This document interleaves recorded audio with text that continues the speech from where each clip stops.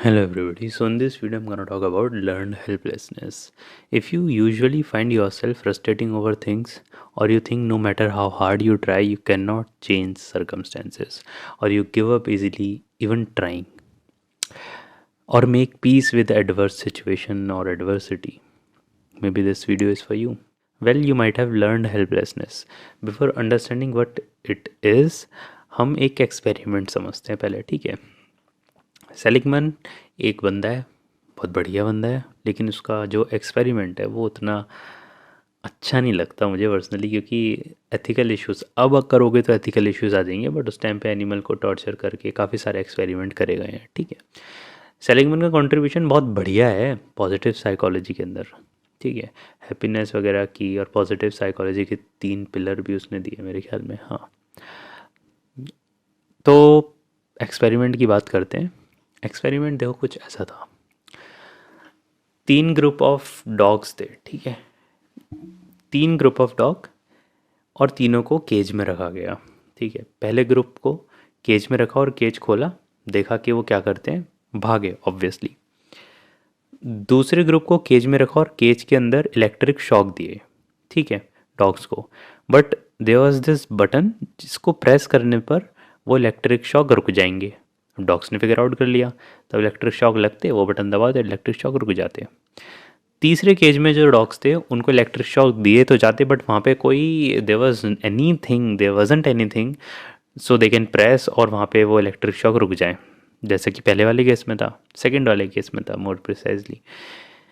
Third वाले case में random shocks लग रहे थे, बट उन्हें रोकने का कोई तरीका नहीं था, ठीक है।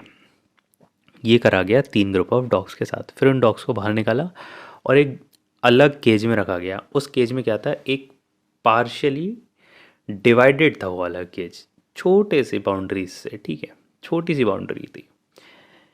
तो पहले वाले डॉग को रखा, आधे केज में इलेक्ट्रिक शॉक लग रहे थे और आधे केज में इलेक्ट्रिक शॉक नहीं लग रहे थे, ये सीन था। तो आधे केज में क्या रखते थे, जैसे जिस जिस जिस हाफ पे इलेक्ट्रिक शॉक लग रहे हैं उस हाफ पे पहले वाले ग्रुप ऑफ डॉग को रखा गया और देखा कि जैसे इलेक्ट्रिक शॉक लगते हैं वो भागते हैं, दूसरे हाफ पे कूद जाते हैं। दूसरे वाले ग्रुप को रखा गया और देखा गया जैसे ही इलेक्ट्रिक शॉक लगते हैं वो बटन ढूंढते हैं, बटन नहीं मिलता तो वो कूद जाते हैं, ठीक है। और अगर बटन मिल जाए तो वो बटन को प्रेस कर देते हैं और इलेक्ट्रिक शॉक्स बंद हो जाते हैं। तीसरे वाले ग्रुप को रखा गया और देखा गया इलेक्ट्रिक शॉक लग रहे हैं ना, वो कूद रहे हैं, और अगर बटन उन्हें दिख रहा है तो वो प्रेस नहीं कर रहे। इसे बोलते हैं लर्नड हेल्पलेसनेस, जहाँ पे when you are in stressful situation so repeatedly helplessly that you think or start believing that you cannot change or control situation no matter what, even if in reality opportunity to change is there, you do not take a step in that direction और you make peace with adversity. ये है learn helplessness, जो कि हम day to day life में बहुत सारे लोग जो है वो करते हैं।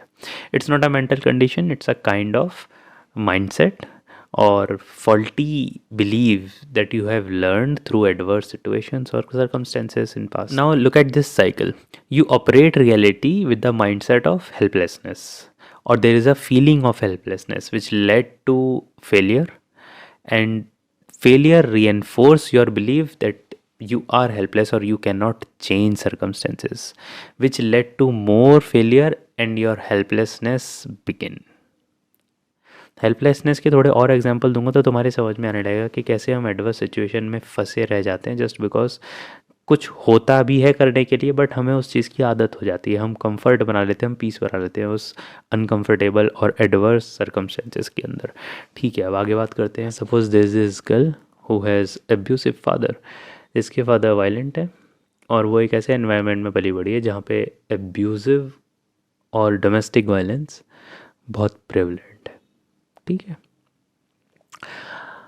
Where she was not able to change her circumstances and her father abuse, and let's say she end up marrying in a household where her husband abuse her as well. Even in that situation where she married to a person जहाँ पे कि वो abusive है, वो जहाँ पे change कर सकती है उस चीज़ को, उस चीज़ को भी नहीं चेंज करेगी because of her core belief that you cannot do anything in such situation. She end up making peace with it. ये है प्रॉब्लम लर्न हेल्पलेस। सपोज किसी के पेरेंट्स अब्यूसिव रहे, फादर अब्यूसिव रहे, तो आप देखोगे कि अगर उसका बॉयफ्रेंड या हस्बैंड भी अब्यूसिव है तो उसके लिए वो नॉर्म है।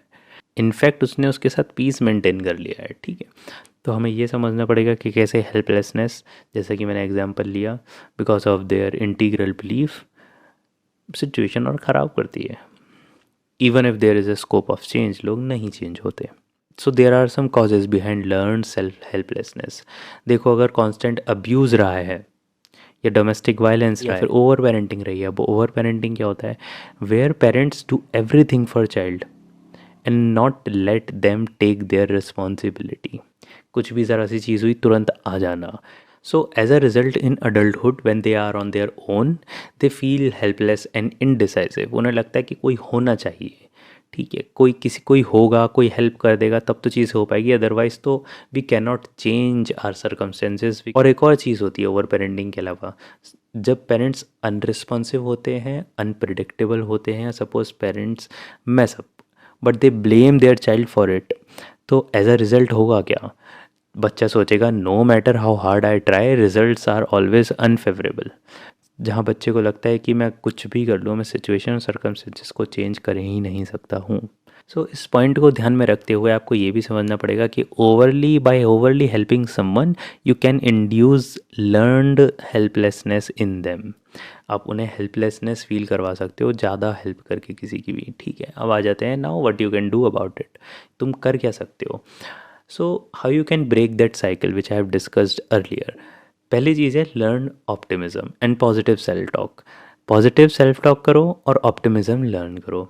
ये जो बंदा था सेलिगमैन, इनफैक्ट इसी की बुक है लर्न ऑप्टिमिज्म, जो कि इसने निकाली to deal with learn helplessness. और दूसरी चीज़, start tracking how often you indulge in pessimist thinking.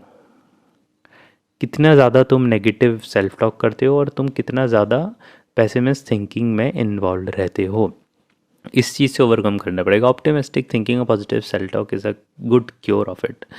अब आगे बात करते हैं, शिफ्ट करना पड़ेगा अपना बिलीव। ABC मेथड होता है एक, I have already made a video on this topic, you can check it out. यहाँ पर कोई कहीं तो आई बटन आता है, वहाँ पे मैं एडिट कर दूंगा उस वाली वीडियो को, वहाँ पे जाके उस वीडियो को देखो। वो बहुत इंपॉर्टेंट वीडियो है, make sure you watch it.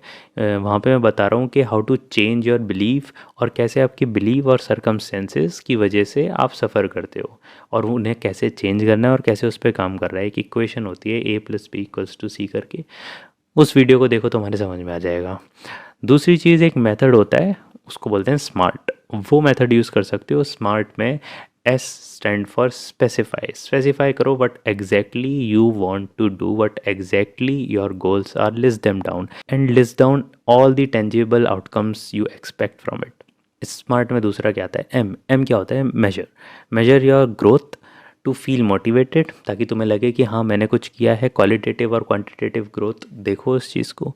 दूसरा क्या आता है? ए होता है कि आपका जो गोल होना चाहिए वो अचीवेबल होना चाहिए, रियलिस्टिक होना चाहिए। अचीवेबल एंड रियलिज्म, जहाँ पे आप ये देखो कि आपने ग्रोथ मेजर करी, आपने गोल मेजर करा और आपने उस पर काम किया, क्या ये अब चीज़ अचीवेबल और रियलिस्टिक है या नहीं, ये बहुत ज़रूरी है देखना। फिर क्या आ जाता है? आर है relevant. How meaningful your goals are, why are you doing this, what's the purpose behind it, इस चीज़ को देखना ये बहुत ज़रूरी होता है। फिर लास्ट आ जाता है T, सेट टाइम लिमिट और डेडलाइंस। इसका करने का फ़ायदा क्या है? This method provides you a structured blueprint and clarity which is very crucial when it's come to having that drive to do something. Clarity बहुत इंपॉर्टेंट होती है, तो इस मेथड के थ्रू तुम थोड़ी क्लैरिटी लेकर आ सकते हो। सो या that is it for video. Thank you for listening learn helplessness. I hope कि ये किसी तरह कहीं ना कहीं हेल्प करे तुम्हें। सो या, if you like such content please consider subscribing this channel. Thank you.